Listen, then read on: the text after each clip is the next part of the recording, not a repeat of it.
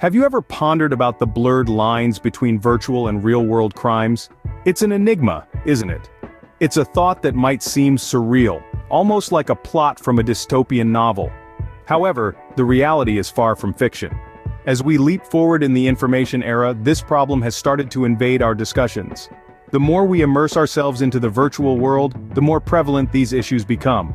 Cybercrimes, online scams, identity theft, these are no longer just terms.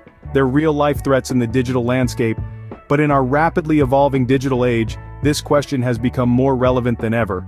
Consider, for instance, the Metaverse incident that shocked the digital realm.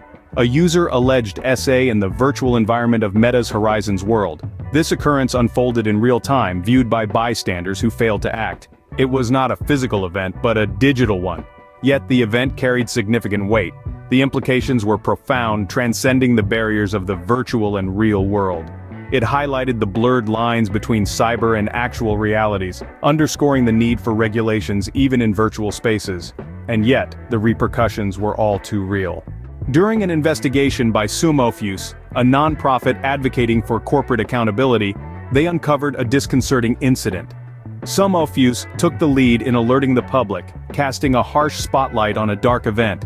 This involved Meta, the powerhouse behind an expansive virtual world. To ensure user safety, Meta had intricately designed personal boundaries.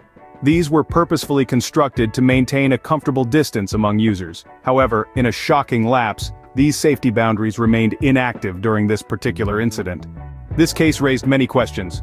Could a virtual crime equate to a real-world offense? Should it warrant equal gravity? The event incited widespread discussion. UK Home Secretary James Cleverly underscored the importance of the incident, discussing potential tangible implications. The boundaries between our actual and digital realms appeared progressively indistinguishable.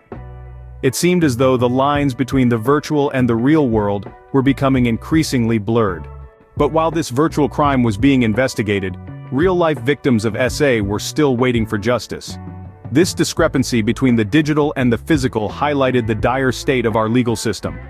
Courts, choked with backlogs, struggling to deal with the number of cases, each representing a person, a trauma, a desperate plea for closure.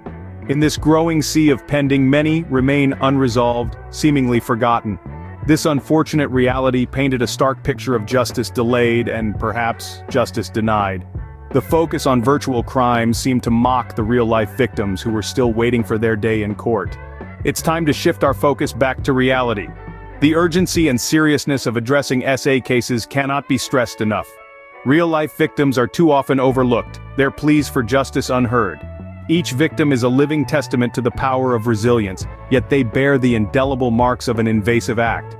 They necessitate our advocacy, for every voice raised is a step towards justice.